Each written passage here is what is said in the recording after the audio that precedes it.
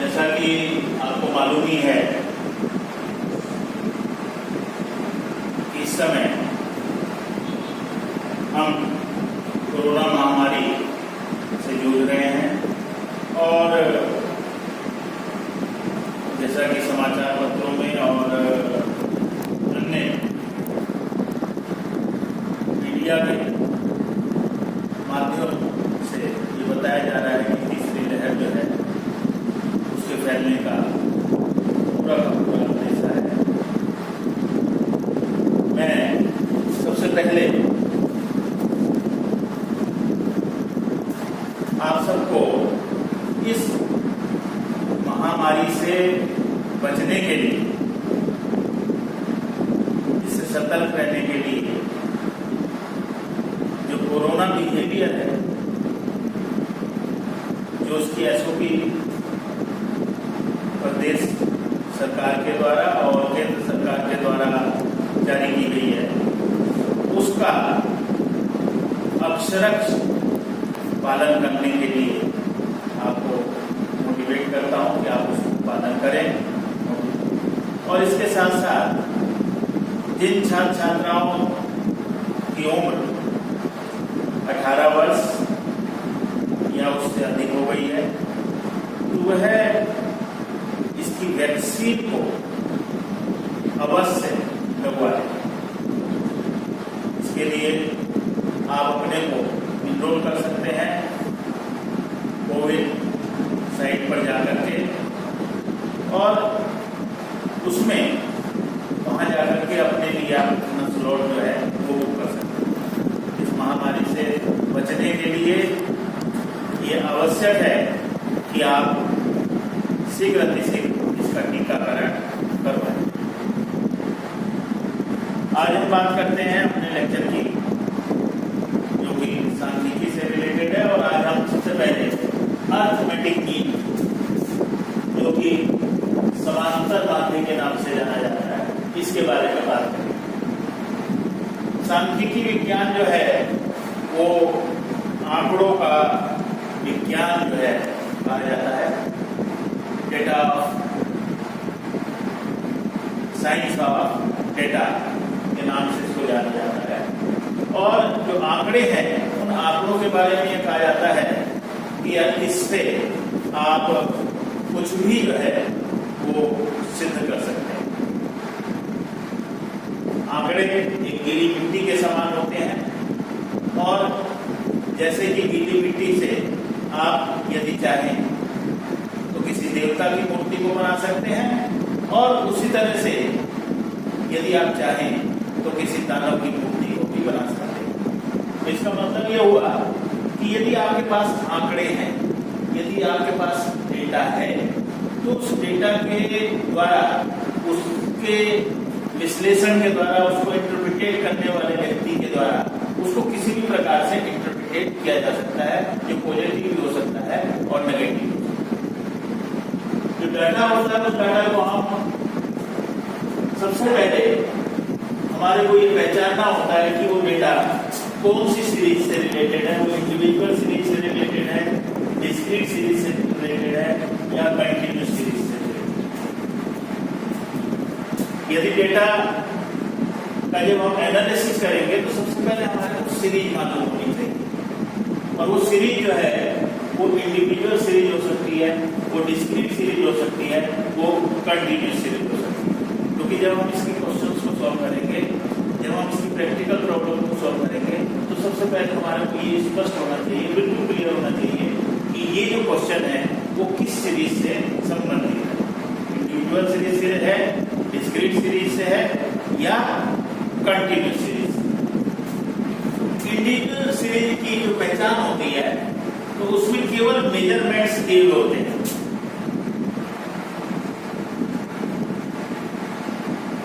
Measurements are given, only measurements are given, जिसको कि हम एक्स भी कहते हैं, एक्स डी होते हैं।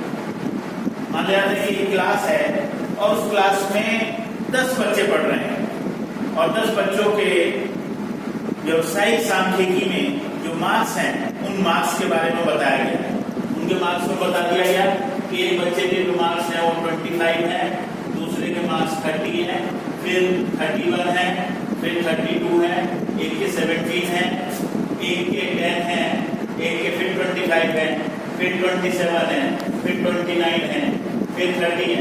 इस तरह से यदि किसी क्लास में जो बच्चे हैं और किसी सब्जेक्ट में उनके जो मार्क्स हैं इस तरह से दिए गए हैं, marks obtain by the students 25, 30, 31, 32, 17, 10, 25, 27, 29, 30, तो ये जो मार्क्स हैं इन मार्क्स को हम इंडिविजुअल सीरीज में, तो कहने का मतलब जब डाटा जो है रॉ उसमें जब आपको दिया हुआ होगा तब हम उसको क्या है इंडिविजुअल सीरीज में रखेंगे, चाहे वो बच्चों के मार्क्स के संबंध में हो या और किसी से रिलेटेड संबंधित जो डाटा।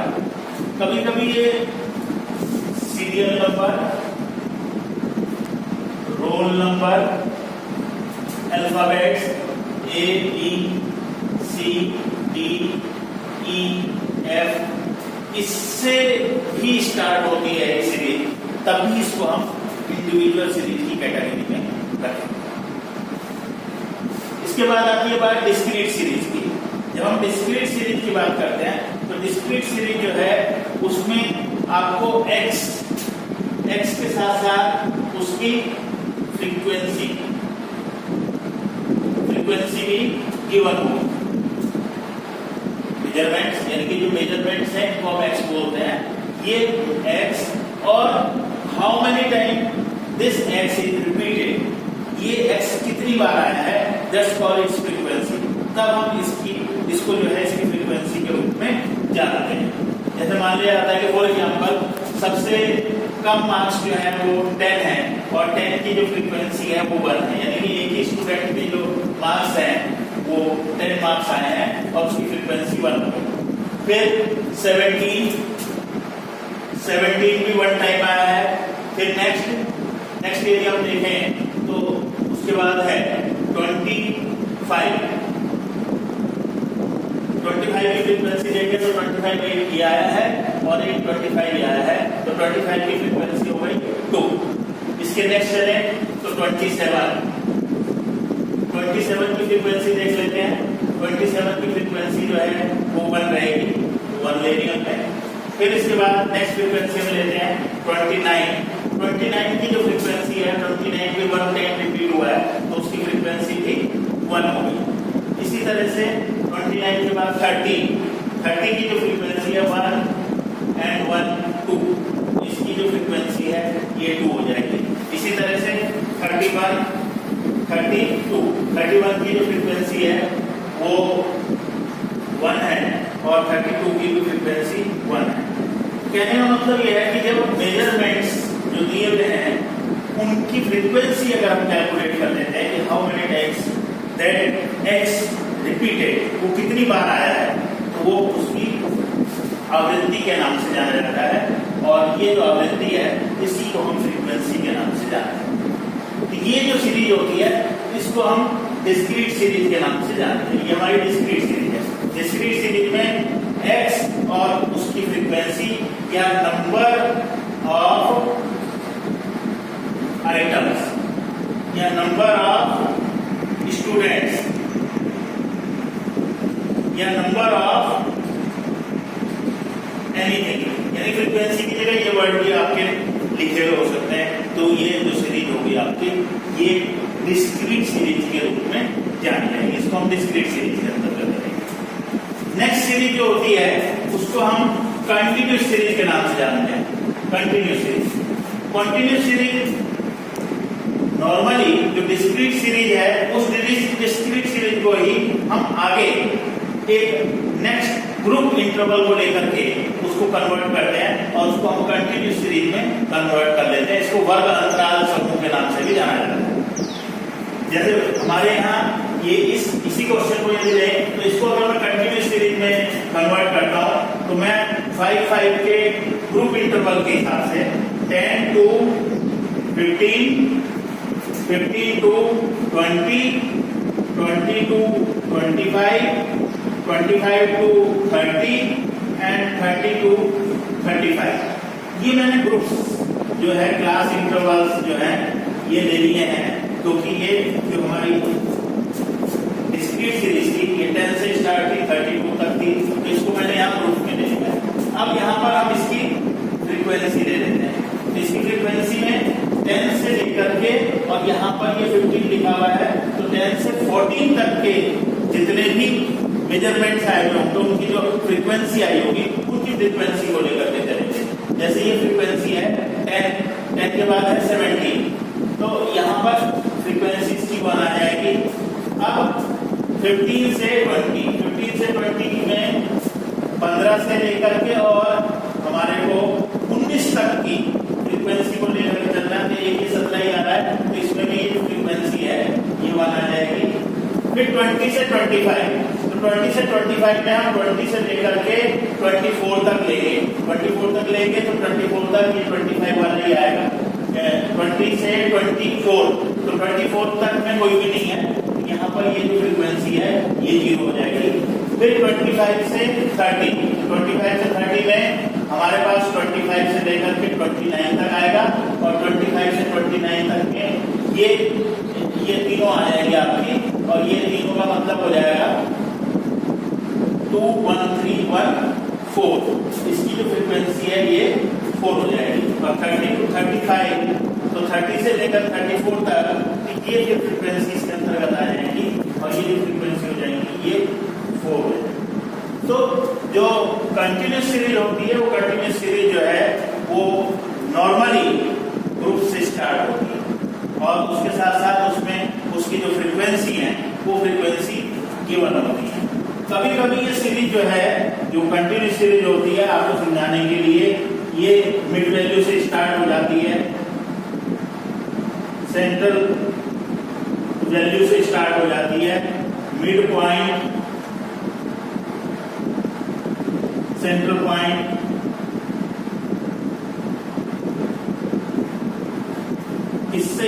इससे भी जब ये कभी स्टार्ट हो जाते हैं तो उसकी जगह मिड वैल्यू लिखा हुआ है, सेंट्रल पॉइंट लिखा हुआ है, मिड पॉइंट लिखा हुआ है, सेंट्रल पॉइंट लिखा हुआ है, अप टू फिर लेस देन,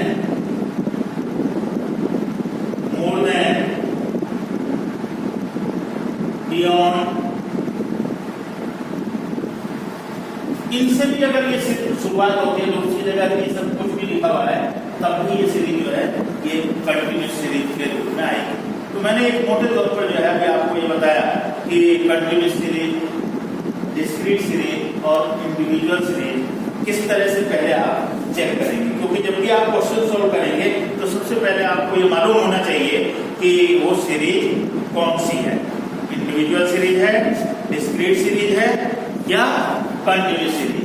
अब हम देखते हैं कि इसके क्वेश्चंस को हर एक सीरीज के अकॉर्डिंग जो है हम आपको आज क्वेश्चंस बताएंगे, चाहे वो इंडिविजुअल सीरीज हो, चाहे वो डिस्क्रीट सीरीज हो, चाहे वो कंटिन्यूस सीरीज हो।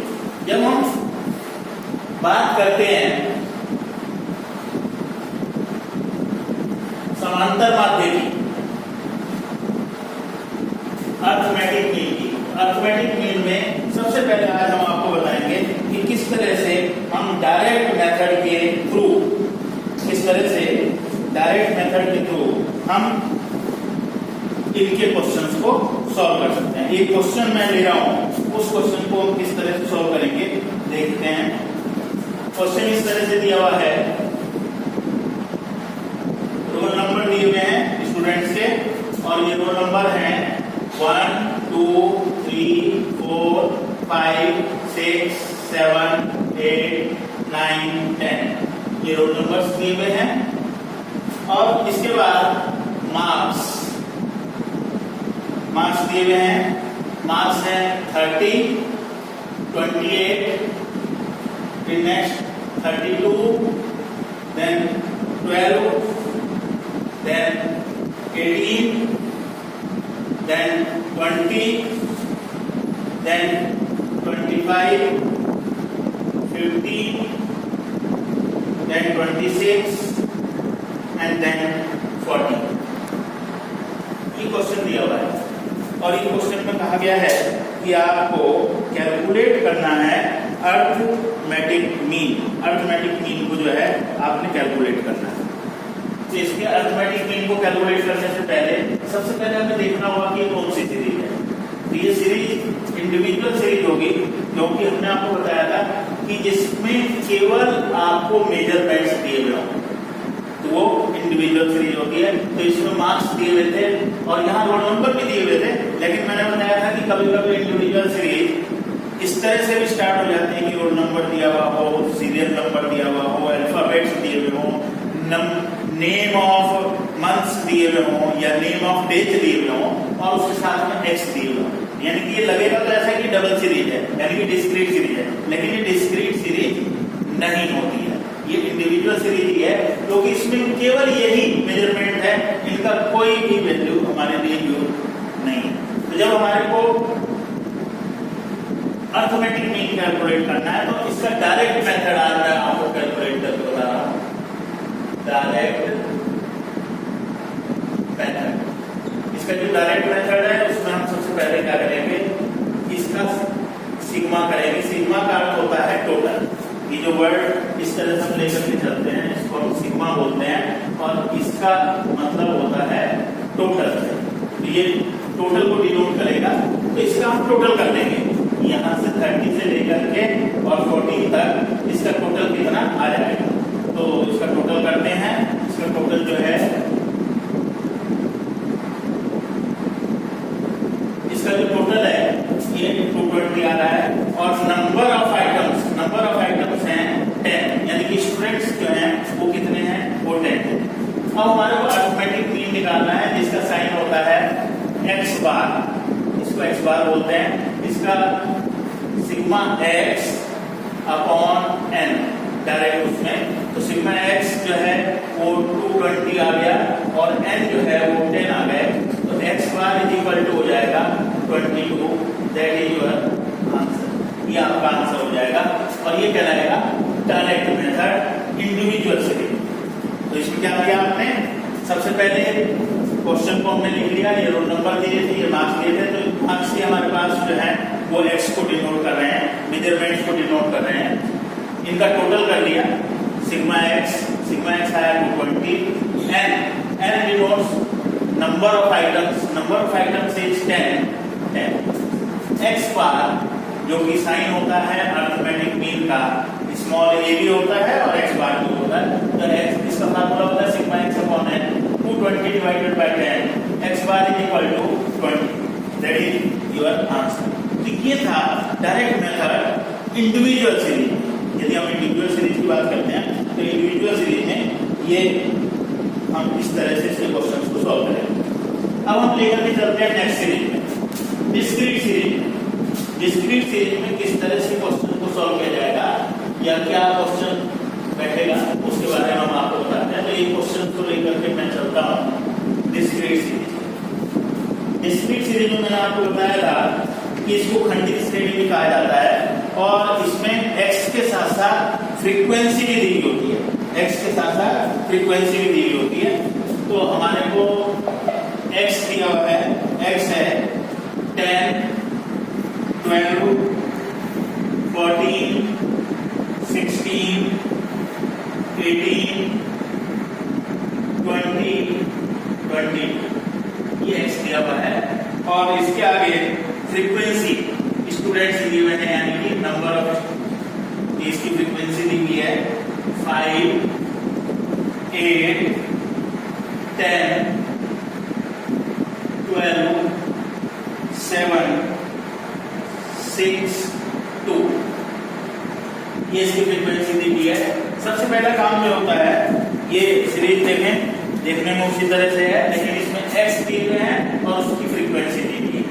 तो ये x और f आपको दिए गए हैं। तो डायरेक्ट मेथड में हम फ्रीक्वेंसी को मल्टीप्लाई करते हैं, जो x आपके दिए गए हैं उसके साथ मल्टीप्लाई कर देते हैं, तो fx आ जाएगा। तो 10 into 5, तो 10 into 5 हो जाएगा 50, 12 into 8 ये हो जाएगा 96, 14 into 10 140, फिर आ जाएगा 16 into 12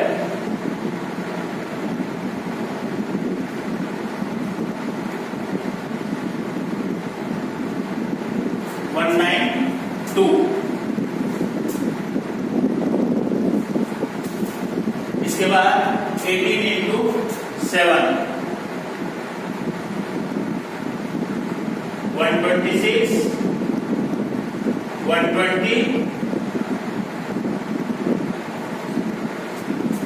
तो ये आपने मल्टीप्लाई कर दिया एफ और जो फ्रीक्वेंसी दी हुई थी और जो आपको डेटा यानी कि मेजरमेंट्स दिए हुए थे, एक्स दिए हुए थे, उनके साथ होना आपने इनको मल्टीप्लाई किया। 10 इंटू 5 50 आ गया, 12 इंटू 8 96 आ गया, फिर 14 इंटू 10 140, फिर 60 इंटू 12 192, फिर 18 इंटू 7 126, 20 इंटू 6 120 एंड 22 इंटू 2 20 यानी कि 44। अब इसमें क्या करेंगे, अब इसके बाद भी हम सिग्मा करेंगे यानी कि टोटल करेंगे। एक तो टोटल होगा फ्रीक्वेंसी का, एक टोटल होगा सिग्मा एफ एक्स जो आपने मल्टीप्लाई किया उसका टोटल होगा। तो फ्रीक्वेंसी का टोटल करके देख लेते हैं, तो ये आ जाएगा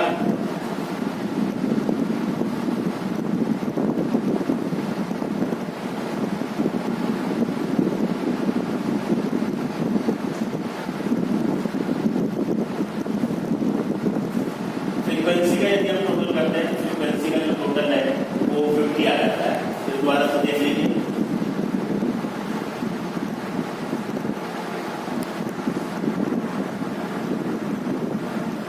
इसी तरह से जो हमने मल्टीप्लाई किया एफएक्स है उस एफएक्स का टोटल कर लेते हैं।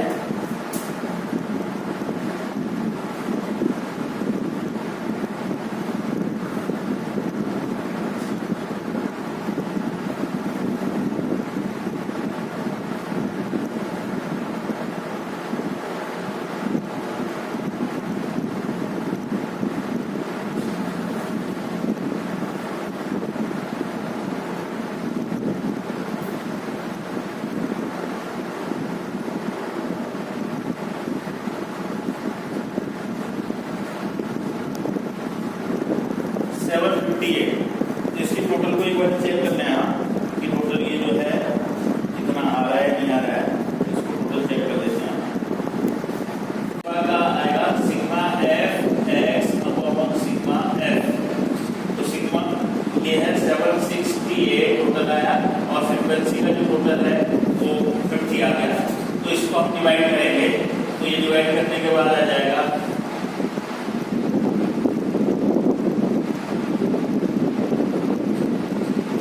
15.36। ये हमारा जो है ये 15.36 जो है ये आंसर होगा एक्स बार। तो सबसे पहले आपने क्या किया, एक्स दिया हुआ था, फिर फ्रीक्वेंसी आपको दी हुई थी, फिर उसके बाद आपने मल्टीप्लाई कर दिया एक्स को उसकी फ्रीक्वेंसी के साथ में, फिर टोटल फ्रीक्वेंसी का आपने किया, फिर एफएक्स का टोटल किया, एफएक्स डिवाइडेड बाय फ्रीक्वेंसी, ये आपका एक्स बार आ जाएगा 15.36। और ये था जो आपने कैलकुलेट किया, और ये कैलकुलेट किया आपने किसमें, ये हमने कैलकुलेट किया है इंडिविजुअल डिस्क्रीट सीरीज। अब हम बात करेंगे नेक्स्ट सीरीज की, जिसको भी हमने आपको कहा था कि कंटिन्यूस सीरीज है। हम कंटिन्यूस सीरीज में अरिथमेटिक मीन को किस तरह से कैलकुलेट करेंगे इसके बारे में मैं आपको बताता हूँ, किस तरह से इसको कैलकुलेट किया जाएगा।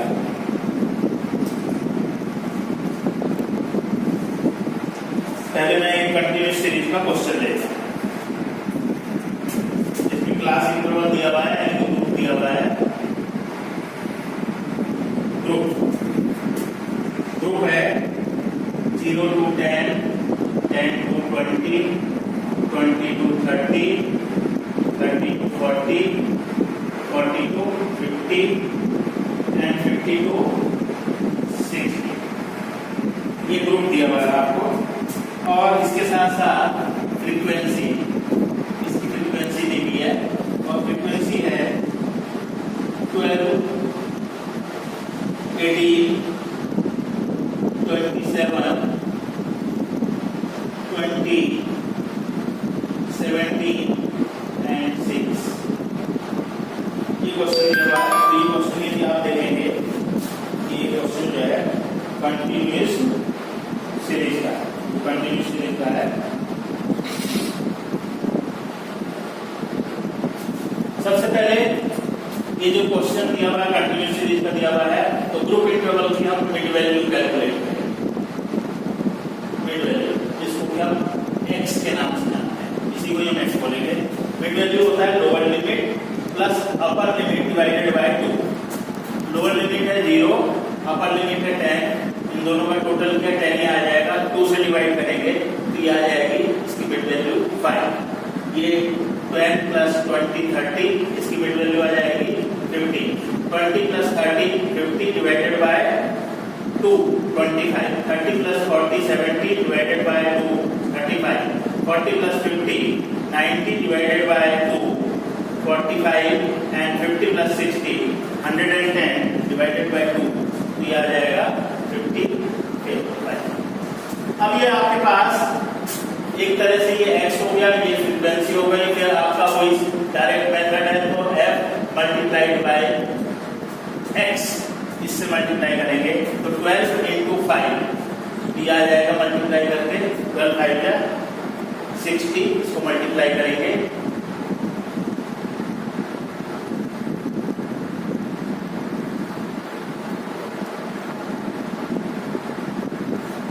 270, फिर 27 को मल्टीप्लाई करेंगे 25 से,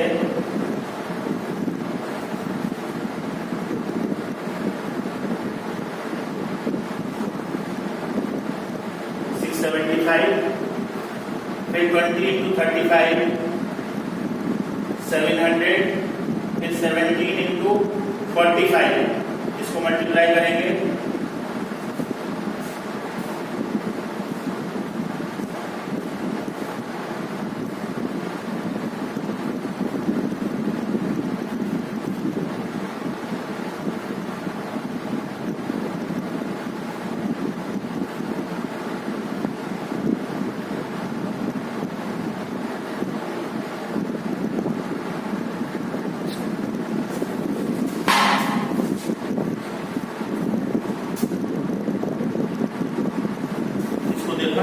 टोटल के ख्याल से इसको फिर दोबारा कर लें।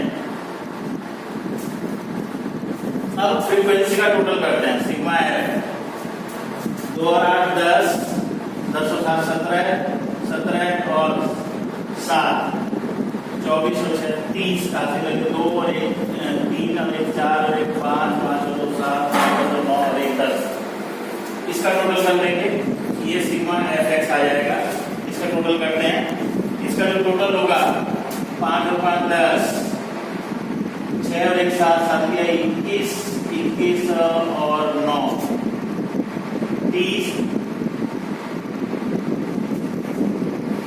30 3 3 2 5, 5 और 6 11, 11 और 7 18, 18 18 और 10 28। x बार इक्वल टू होगा sigma f x upon sigma f is equal to 2800 divided by 100 is equal to 28।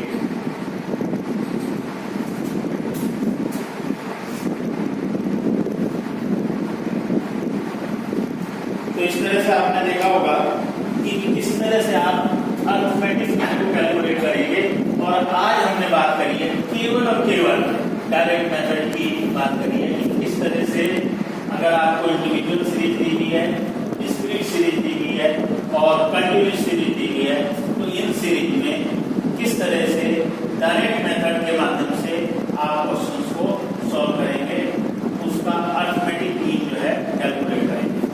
Next lecture में हम आपसे बात करेंगे इन्हीं 3 सीरीज में अरिथमेटिक मीन किस तरह से शॉर्टकट मेथड के द्वारा जो है वो कैलकुलेट किया जाएगा, उनके बारे में बात करेंगे।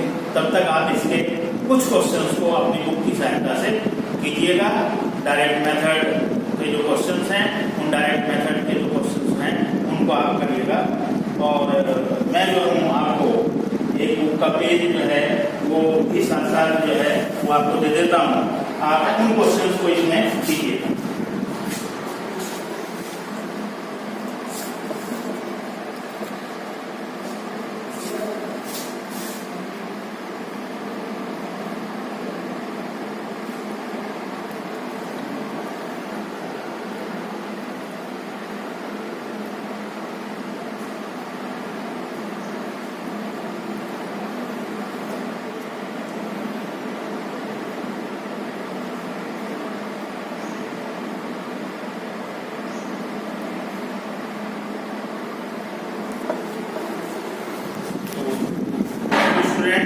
कल फिर हम इसी